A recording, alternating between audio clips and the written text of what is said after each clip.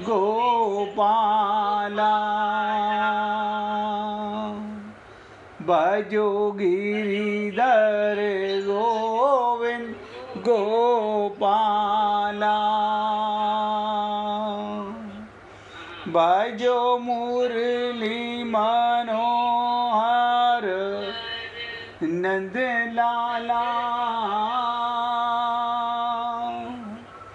भजो मुरली मनोहर नंद लाला भजो गिरिधर गोविंद गोपाला भजो गिरिधर गोविंद गोपाला भजो मुरली मनोहर नंद लाला भजो मुरली मनोहर नंद लाला भजो गिरिधर गोविंद गोपाला भजो गिरिधर गोविंद गोपाला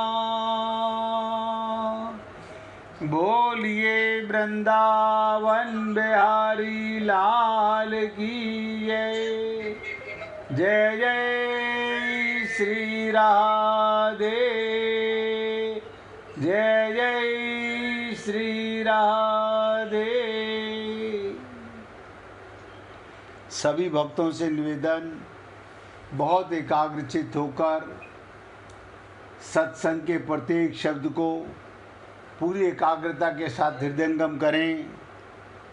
कल आपके साथ तीसरे अध्याय का 35वें श्लोक का केवल श्री गणेश किया गया और उसमें क्या था कि भगवान कहते हैं राग द्वेष के वश में ना होकर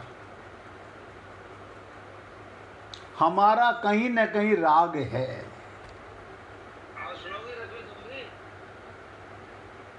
बहुत ध्यान से सुनिएगा। और मिश्रा जी जरा अपने मोबाइल की आवाज़ बंद कर लेना भैया। हमारा कहीं ना कहीं राग है, तो उससे बचने के लिए क्या करना चाहिए और क्या नहीं करना चाहिए, यही बात रामचरितमानस में भी काकभुसुंडी जी गरुड़ जी को बता रहे हैं कि मोह सकल व्याधिन कर मूला।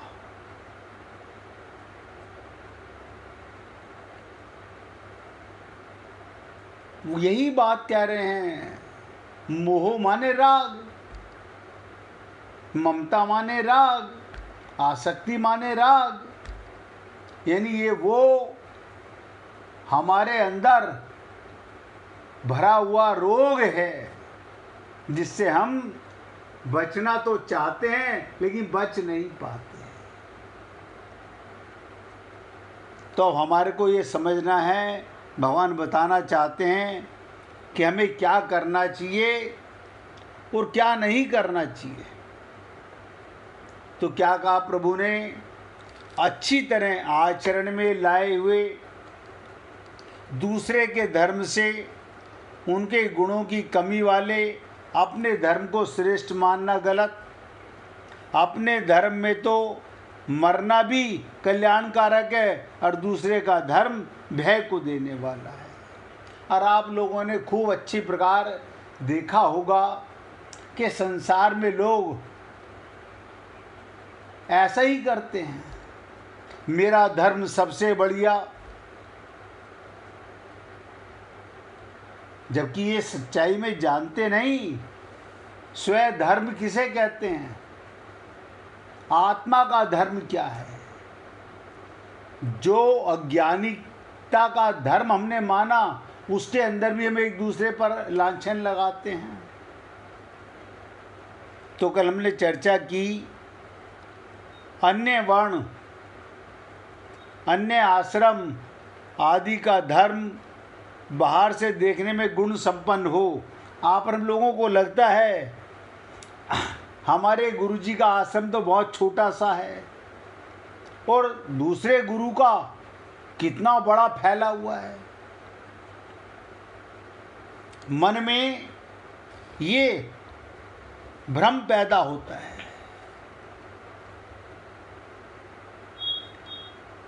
देखिए, किसी के मोबाइल की आवाज़ खुली हुई है, कृपया करके बंद कर लें।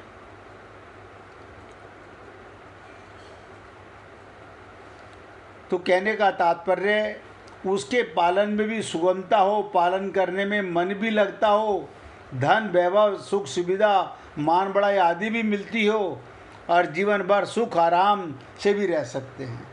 हमें क्या लगता है, हम उस धर्म के आश्रम में जाते हैं, वहाँ हमें खाने का, पीने का, रहने का सारी सुख सुविधाएं मिलती हैं।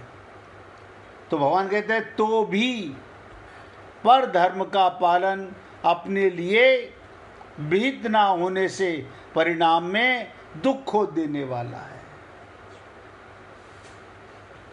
इसके विपरीत अपने वर्ण,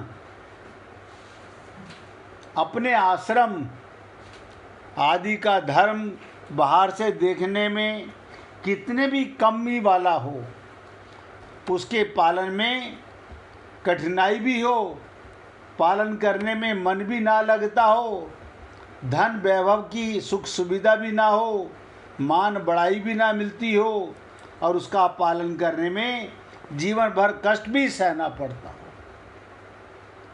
अक्सर ऐसा होता है, एक पिता की 4 पुत्रियां, एक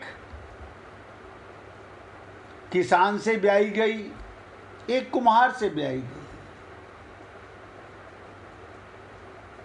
दोनों का स्वार्थ अलग अलग हो गया। किसान की पत्नी कहेगी प्रभु बरसात करो, और कुम्हार की पत्नी कहेगी कि प्रभु बरसात मत करना।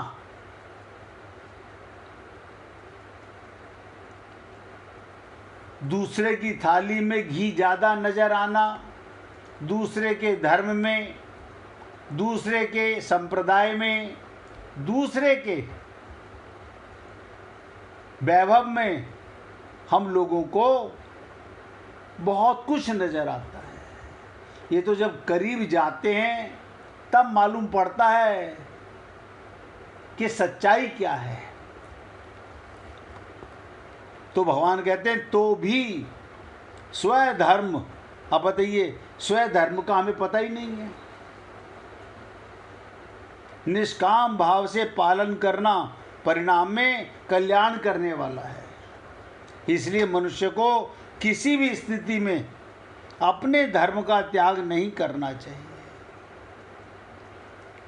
निष्काम, निर्मम और अनासक्त होकर स्वधर्म का ही पालन करना चाहिए। ये 3 चीज़ें कल भी आपसे निवेदन की गई थी। निष्काम, निर्मम और अनासक्त। आप और हम लोग सोचें इन बातों को। क्या हम निष्काम कर्म करते हैं? क्या हम निर्मम कर्म करते हैं? क्या हम अनासक्त होके कर्म करते हैं? या हम सकाम कर्म करते हैं? हम निर्मम नहीं, ममता में रहकर कर्म करते हैं, आसक्त होके कर्म करते हैं। आप अपने आप से झूठ तो बोल नहीं सकते। कैसे धोखा दोगे अपने आप को? मनुष्य के लिए स्वधर्म का पालन स्वाभाविक है, सहज है। अब ध्यान से सुनिएगा, मनुष्य का जन्म कर्मों के अनुसार होता है और जन्म के अनुसार भगवान ने कर्म नियत किए हुए हैं। जन्म के अनुसार। अतः अपने अपने नियत कर्मों का पालन करने से मनुष्य कर्म बंधन से मुक्त हो जाता है। कर्म तो सभी करते हैं, ऐसा कोई मनुष्य नहीं पूरी सृष्टि में जो कर्म ना करता हो, अर्थात उसका कल्याण हो जाता है। तो दोष युक्त दिखने पर भी नियत कर्म अर्थात स्वधर्म त्याग नहीं करना चाहिए। ये बात क्यों उठी? क्योंकि यहाँ पर पात्र कहो या कुपात्र कहो, अर्जुन को बनाया गया। अर्जुन युद्ध करने की अपेक्षा क्या कहता है? मैं भिक्षा का अन्न खाकर जीवन निर्वाह करने का श्रेष्ठ समझता हूँ। मैं युद्ध नहीं करना चाहता, मैं भिक्षा मांग के पेट भर लूँगा, मुझे कोई राज्य नहीं चाहिए। परंतु यहाँ भगवान अर्जुन को ये समझाते हैं कि भिक्षा के अन्न से जीवन निर्वाह करना भिक्षुक के लिए, भिखारी के लिए, संत महात्मा के लिए, सन्यासी के लिए स्वधर्म होते हुए भी तेरे लिए परधर्म है। क्योंकि तू गृहस्थ में रहने वाला क्षत्रिय है, भिक्षुक नहीं है। ये तो मतलब परस्त हो गया। जहां देखी तवा परात, वहां बिताई सारी रात। अब तुझे नजर आ रहा है इससे तो भीख मांग के पेट भर लूंगा। गृहस्थ में रह रहे हो, क्षत्रिय हो, भिक्षुक नहीं हो। पहले अध्याय में भी जब अर्जुन ने कहा युद्ध करने से पाप लगेगा, और हमने आपसे निवेदन किया प्रत्येक कर्म आपका युद्ध है, प्रत्येक कर्म युद्ध है।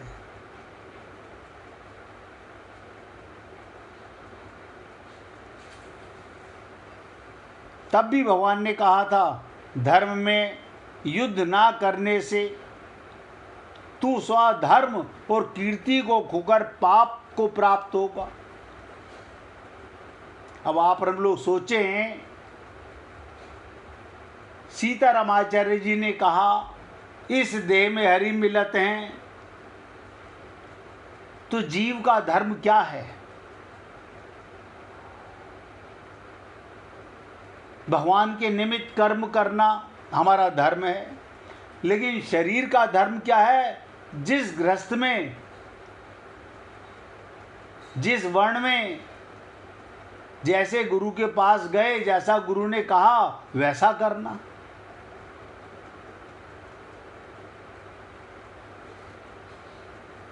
ये व्यक्ति अपनी मन बुद्धि चित्त के कारण फंस गया है।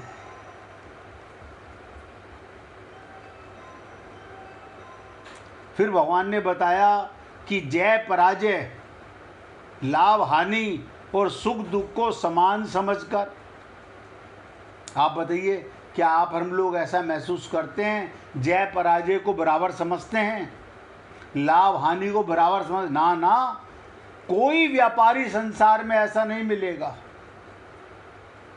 जो हानि के लिए व्यापार करता हो। उसका कारण है,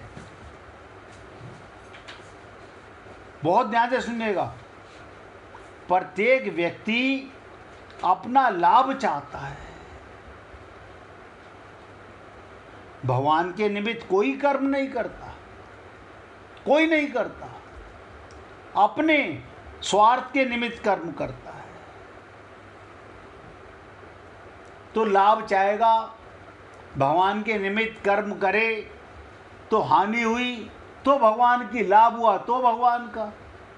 आप हम लोग कौन हैं? सब यहाँ पर भगवान के मुलाजिम, हम उनके चौकीदार वर्कर हैं, और भगवान सारी सृष्टि का मालिक है। हमको खाना पीना सुख सुविधा आप देखते हो, एक दफ्तर में चपरासी से लेकर मैनेजर तक बहुत सारी पोस्टें होती हैं। सबको उनकी काबिलियत के हिसाब से तनख्वाह दी जाती है, सुख सुविधा दी जाती है, काम दिया जाता है। लेकिन अगर नुकसान होता है कंपनी को तो मैनेजर से लेके चपरासी तक किसी को दुख नहीं होता। क्यों नहीं होता? क्योंकि वो मालिक के लिए काम कर रहा है। लेकिन आप और हम लोग भगवान के लिए कर्म नहीं कर रहे, हम सब स्वार्थ के लिए कर्म कर रहे हैं, स्वयं का ज्ञान नहीं है।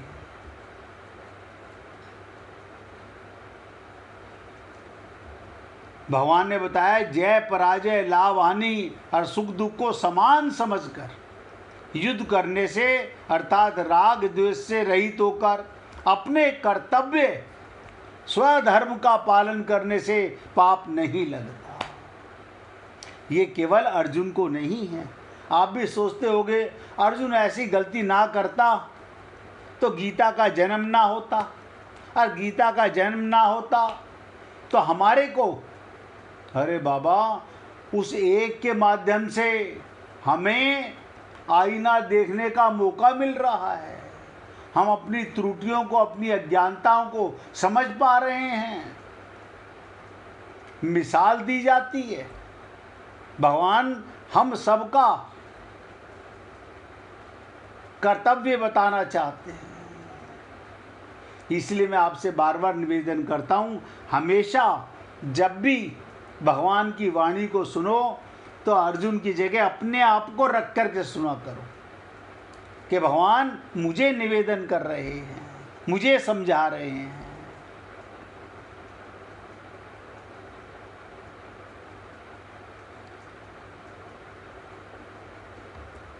आगे आप सुनोगे 18वां अध्याय जब आएगा उसमें भी भगवान ने यही बात कही है। एक बात को, गीता में एक ही बात को भगवान ने कम से कम 10-10 जगह कहा हुआ है। किस लिए? हम बुद्धिमान नहीं हैं, हम अपने आप को बुद्धिमान समझते हैं। हमारी आदत है भूल जाने की। भगवान बार बार जता रहे हैं स्वभाव नियत स्वधर्म कर्तव्य को करता हुआ मनुष्य पाप को प्राप्त नहीं होता। बताइए, स्वभाव नियत, स्वयं का नहीं पता सबसे बड़ी अज्ञानता है। आप तो आत्मा हो और शरीर कर्म करता है। शरीर का कर्म संसार के लिए, आत्मा का भाव भगवान के लिए। आप परिवार में कर्म करेंगे, परिवार के लिए ही करेंगे, लेकिन परिवार को भगवान का मान के करेंगे। तात्पर्य ये, स्वधर्म के पालन में, देखिए शब्द ध्यान देना, बहुत इंपॉर्टेंट बात है। स्वधर्म के पालन में राग द्वेष रहने से ही पाप लगता है। आप और हम सब लोग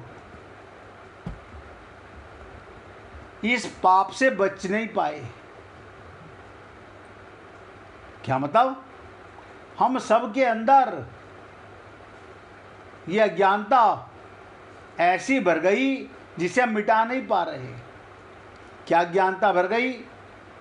हमें स्वयं धर्म का पता ही नहीं चला।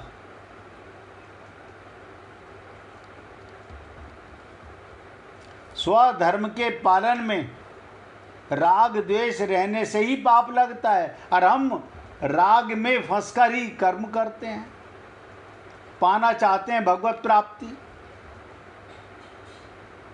अब आप सोचिए, छोटी सी लीला से समझने का प्रयत्न कीजिए। एक बार भगवान राम और लक्ष्मण, ध्यान से सुनो, एक बार भगवान राम और लक्ष्मण दोनों भाई एक सरोवर में स्नान के लिए उतरे। दोनों सरोवर में उतरे उतरते समय उन्होंने अपने अपने धनुष बाहर तट पर गाड़ दिए। जब वो स्नान करके बाहर निकले तो लक्ष्मण ने देखा उनके धनुष की नोक पर खून लगा हुआ था। लक्ष्मण के धनुष की नोक पर खून लगा हुआ था। उन्होंने भगवान राम से कहा कि भ्राताश्री, लगता है अनजाने में कोई हिंसा हो गई है।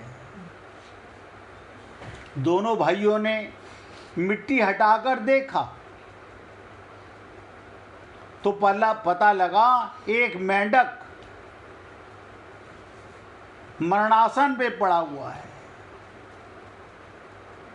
भगवान राम ने करुणावश मेंढक से कहा, तुमने आवाज क्यों नहीं लगाई?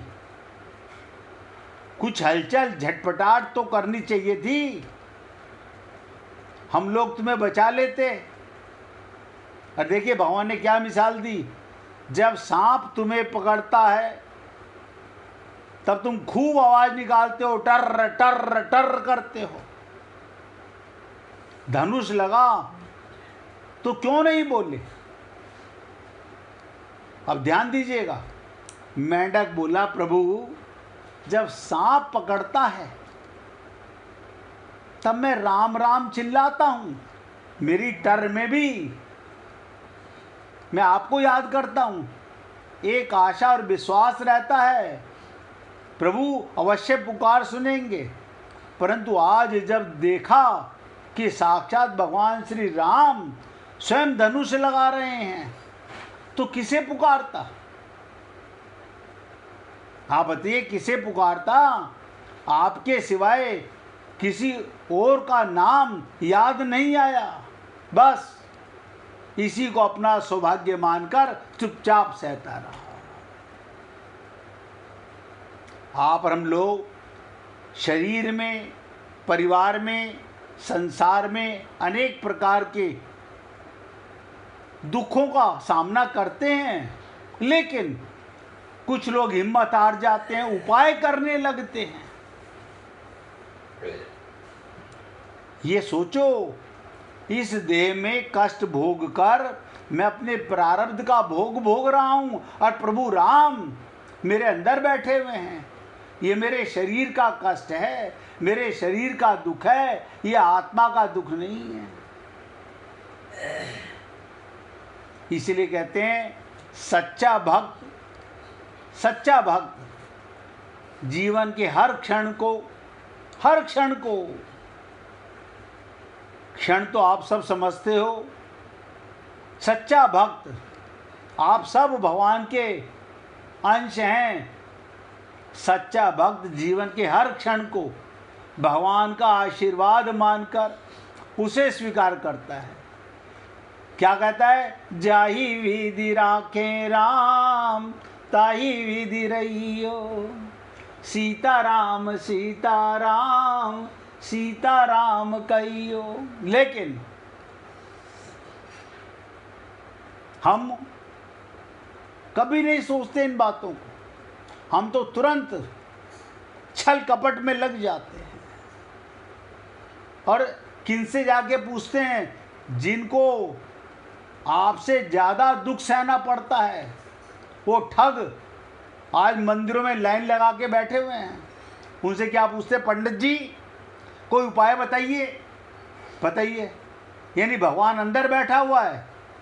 देखो कमाल की चीज़, और शरणागति हम गुरु की कर रहे हैं और छल कपट की बातें इन संसार के ठगों से पूछ रहे हैं, जानते ही नहीं इन बातों को।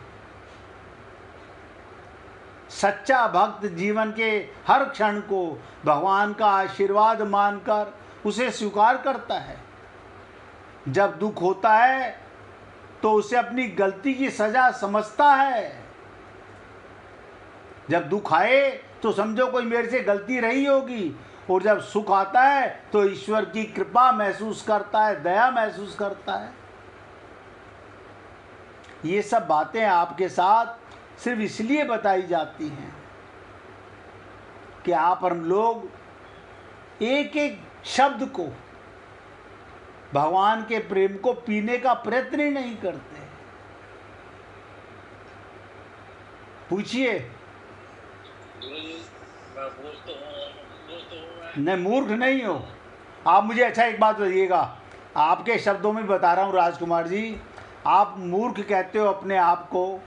मुझे सच बताना, कभी रोटी का गस्सा आंख में डाला, कान में डाला आपने? शरीर में तो कोई दिक्कत नहीं है, लेकिन आत्मा ना उसका नहीं अपना रहे। आप मुझे बताइए, जब आप आत्मा हैं, अरे एक बार जान लिया मैं आत्मा हूँ, शरीर में रहता हूँ, क्या आपने आज तक कार में बैठ के अपने को कार कहा? प्लेन में बैठ के प्लेन कहा? अब ये अज्ञानता हम मिटाना ना चाहें। अब देखिए, आपके सामने, आप जब वीना जी के यहाँ पर थे मौजूद, सभी थे जितने हैं यहाँ पर, उस दिन ब्रिजमोहन जी ने पूछा नरेंद्र भाई से कि जी मैं उनसे पूछना चाहता हूँ कि आपकी शरणागति का राज क्या है? मन माने की बात है, एक बार समझ आ गया तो आ गया। जब संकल्प नहीं करेंगे, आप सोच के बताइएगा, दोनों जूते एक से नजर आते हैं, आप राइट का राइट पैर में और लेफ्ट का लेफ्ट पैर में पहनते हो, उल्टा क्यों नहीं पहनते? आपको कमीज, बनियान, अंडरवियर सब सीधे और उल्टे नजर आते हैं, लेकिन मूर्खता कह करके टलने वाली बात नहीं है, बात है संकल्प करने की। अर्जुन भी यही कह रहा है, लेकिन आगे कहेगा, शरणागति करेगा, मानेगा शरणागति क्या है, उसमें आपके साथ चर्चा करेंगे। असली शरणागति का तात्पर्य क्या है, समर्पण का भाव क्या है। इसलिए राजकुमार जी, मैंने आपका कोई और परिचय बताया हो किसी को भी, आप आत्मा हो तो आत्मा ही बोलूंगा ना। शरीर हमारा जहां पैदा हुआ वो शरीर का धर्म है। अब दो धर्म हो गए, शरीर का धर्म संसार के लिए, परिवार के लिए, समाज के लिए, रिश्तेदारों के लिए, और आत्मा का धर्म परमात्मा के लिए। भगवान राम ने क्या किया, अपने ही शरीर में आके बता रहे हैं, मैं दशरथ का पुत्र बन के आया तो मेरे शरीर का फर्ज क्या बनता था, पिता की आज्ञा का पालन करना। लेकिन ये लीला करके गए, भगवान श्री कृष्ण भी करके गए, हम उन्हीं के अंश हैं, हम उनके पद चिन्हों पर नहीं चल रहे। इसलिए मेरे भाई, आप ऐसा मानिए, कहने से नहीं, अपनी अज्ञानता को मिटाना पड़ता है। माना कि कल तक हमें नहीं पता था कि हम आत्मा हैं, कल तक हमें शरीर को ही मैं मानते थे। और देखो कमाल की चीज़, आप जितने भक्त सुन रहे हैं, जब तक हम अपने को, मैं अपनी भी बता रहा हूँ, जब तक गुरु की कृपा नहीं हुई थी, मैं अपने को शरीर मानता था और शरीर के काम को अपना काम मानता था, शरीर के धर्म को अपना धर्म मानता था। तो गुरु के आने से क्या मालूम पड़ा, स्वधर्म का पता चला, पर धर्म का पता चला। शरीर का धर्म अलग, आत्मा का धर्म अलग। अब एक बार जान लिया, मान लिया, तो बात खत्म हो गई। अब आप बताइए, अब आप पूछिए, खुल के पूछिए।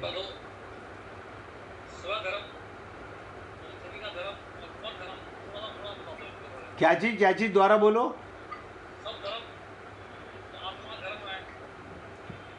किसका धर्म? नहीं, सुनिएगा। स्वयं माने शरीर भी होता है और स्वयं माने आत्मा भी होती है। आपको शरीर में रहना है, लेकिन हमेशा जागृत आत्मा का अनुभव करना है कि मैं, अब आप मुझे बताइए, एक व्यक्ति कबीर की एक्टिंग कर रहा है स्टेज के ऊपर, अमिताभ बच्चन हेमा मालिनी का पति बन रहा है, वो अपने को पति मानता है क्या? क्या मानता है? मैं एक्टिंग कर रहा हूँ। हेमा मालिनी भी पत्नी की एक्टिंग कर रही है, और हम लोग देख करके भी ये तो कहते हैं बहुत बढ़िया एक्टिंग की, आर्टिस्ट बहुत बढ़िया है। तो तुम आर्ट नहीं सीख सकते? परिवार में रहिए, संसार में रहिए, सबके साथ रहिए। तो एक शरीर का धर्म और एक आत्मा का धर्म। शरीर का धर्म परिवार के लिए, समाज के लिए, संसार के लिए। यहाँ पर मिलावट मत कीजिए। शरीर को परमात्मा को सौंप रहे हैं और आत्मा को परिवार को सौंप रहे हैं। हमारी सबसे बड़ी त्रुटि क्या होती है? हम आत्मा से तो कहते हैं कि बेटा हम तुमसे आत्मा से प्यार करते हैं, और भगवान से कहते हैं हम तुमसे पूरा तन मन धन से प्यार करते हैं। यानी ना तो भगवान को तन चाहिए, ना मन चाहिए, ना धन चाहिए। ये छोटी छोटी सी बातें हमारे को जीवन में उतारनी पड़ेंगी, समझनी पड़ेंगी। अगर एक बार जान लेंगे तो भक्ति के लिए कभी रुकावट नहीं आएगी। राजकुमार जी प्रश्न करके सुनते सुनते चले गए। अब बहुत ध्यान से सुनिएगा प्रभु। हमने आपको भी राम के माध्यम से, लक्ष्मण के माध्यम से लीला सुनाई। अच्छा, गए नहीं हो तो अब मुझे बताइए, अब कोई समझने में फ़र्क हो तो पूछिए। मूर्ख पता कब होता है? सुन लीजिएगा, आपके शब्द बताने जा रहा हूँ। व्यक्ति मूर्ख कब होता है? जो सुनता है, जानता है और मानता नहीं है। हमें पता चल गया कि शरीर की एक्टिंग परिवार से, संसार से करनी है।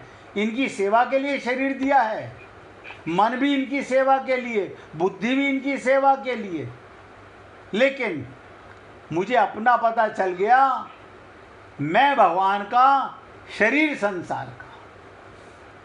शरीर यहीं जन्म होता है और यहीं मृत्यु होती है। अगर हमने इस शरीर में रहते हुए आत्मज्ञान नहीं किया तो कभी मोक्ष, कभी मुक्ति, कभी भगवत प्राप्ति नहीं होगी। मैं तो पूछता हूँ, आप अच्छा करते हो। आज आपने इतनी बात कही तो इतनी बात सुनने को मिली। अब थोड़ा सा संकल्प कीजिए।